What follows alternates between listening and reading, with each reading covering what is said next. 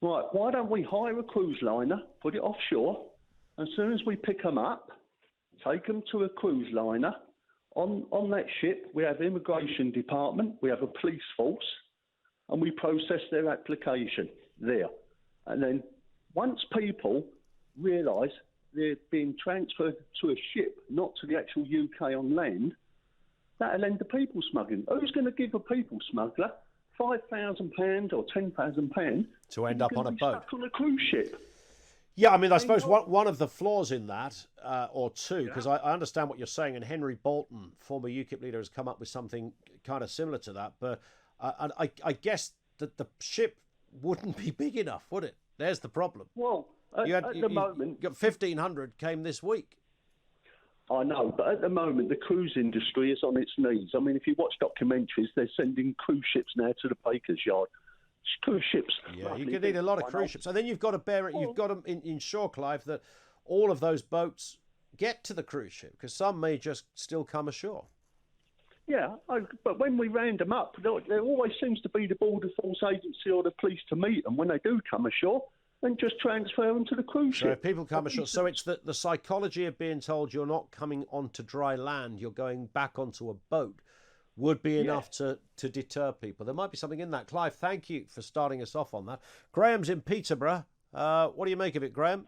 Well, Craig, that was a nice suggestion by Clive, because the people traffickers, when they hear that she's only going to, our Home Secretary is only going to advise the Border Force to intercept large boats, so they just buy smaller boats and send more across. Yes, that's a very good point. And in fact, obviously we know some of these, when they say dinghies, they come across in dinghies. I mean, they're anything but, aren't they? These things look like the sort of thing the RNLI save up money for. They're massive, some of these things. When I was a kid, it was stuff that we saved up our stuff to buy a Blue Peter Zodiac for the RNLI. I remember that, yeah. Yeah. It's absolutely crazy. So she's people being will take... manipulated by our backroom staff. So, because somebody has said, look, Home Office? Priti Patel is not a particularly good politician. Okay, she's also not the brightest politician. She's probably brighter than the average person in some respects, but as a politician, you've got to be a sharp operator. And I think she's out of ideas, Graham. And someone has said, look, you've got to say something that's going to sound like you really mean business.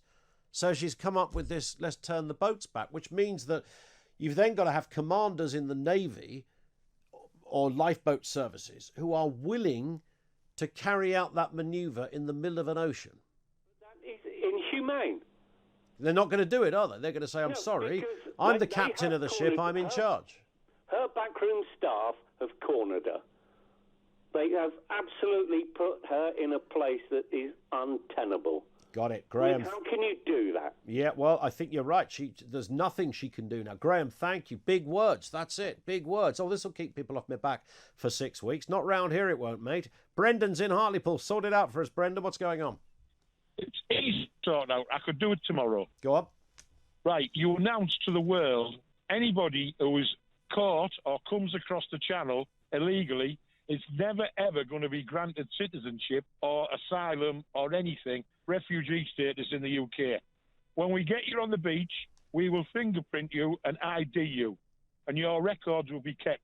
If you're ever caught inland or whatever, you're immediately deported. Where do we deport these people to? Back to France? Yeah, that's where they came from. The French are responsible for them. Yeah. Well, we might then get into a situation, this is how I understand it, Brendan, we might get into a situation where the French will go, hang on a second, look, we don't want this problem either, so to pile it back onto us isn't fair. We're going to penalise you with some kind of trade war. They'll stop selling us French stuff. We'll stop buying the champagne, should we? We'll just buy it from British champagne makers. So you think a robust... Why hasn't Priti Patel done that then? Because she is being guided by her wokish civil servants who don't want this. They never wanted us to leave Europe anyway. Okay. They like the idea we're beholden to a member of the European Union. Let me give you the boats round. I get it, Brendan. Let me give you the other scenario, which will always come up. What about the desperate mother and her child that aren't coming here because they want a council house?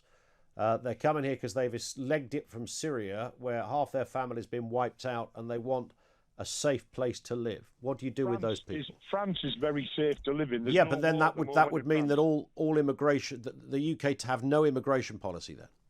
No, you can't. Of course, you can do. They can apply. I mean, listen. As far as I know, we've opened centres near Syria. Correct. There are places where it can happen, and the argument goes that the accessibility to that is anything but a straightforward matter. That's what I hear. I don't know. Well, the other thing about turning the boats around in the channel, that's easy to do as well.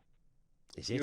You get the boats, you put a line on them, and you tow them back towards France. If they're going to jump overboard, they've all got life belts on anyway. So but are you gonna get a naval or an RNLI commander to put their name to that manoeuvre?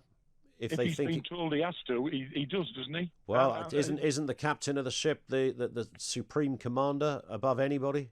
Well, he can marry you, I suppose, but no. If he gets told, get hold of the land. I mean, the Australians managed to do it in the Pacific. Which is slightly more rougher than the channel, isn't it? They certainly did. I mean, there's the jury is slightly out on the levels of success they had, but they certainly had initial success. That's true. Brendan, thank you. Liam, down in Folkestone, this really is at the coalface of where this problem lies. Liam, what are your thoughts? Afternoon. Good afternoon, Ian. Nice to speak to you. You too. I tell you, I see this on a daily basis, and I'm sure many of your listeners are actually starting to wake up to actually what is actually happening. First off, the opinion of turning the boats around, that will never, ever happen because, A, it's incredibly dangerous. B, if they see a border force vessel coming anywhere near them, they'll scuttle the boats and throw themselves overboard, meaning we'd have to rescue them anyway and bring them back to Dover. This is just all bluff and bluster from Priti Patel. I agree. But in a more, and also, I just think when they come across and they actually land, I tell you what, just watch how many people are suddenly from Afghanistan. So, yes, like you say, it's going to have over 20,000 by the end of the year. Of course. But what they're doing in Folkestone, where I live, they've given perfectly adequate accommodation in Napier barracks. They didn't like it. They set fire to it. They're all in 4-star hotels, 3 meals a day, marauding around town, increase in shoplifting, hanging around local girls' schools, for goodness sakes. So, yeah, do we know that? I mean, I've got to pick up on that point. Do we know that for a fact that somebody who's just got off a boat is now hanging around schools? School down here in Folkestone, I won't name it, who sent an email to all parents saying that we've noticed a large rise in uninvited guests. We have decided now to lock the school gates during the whole school day. Interesting. Well, I can't challenge that if that has happened. Liam, thank you. Liam in Folkestone, I wonder if there was any other context to that last point. I say that just in the interest of legal balance. 0344 499 1000. I mean, you can hear I think everybody shares a common view here, and that is that something has to be done. I would imagine even the migrants, if you had them on the phone now, would say, yeah, this ain't right. You know, we're paying 15 grand a time to get a boat over here. Who knows? Who knows what the answer to this is? I'm putting this one out there. The one thing we do know is that Priti Patel doesn't know either.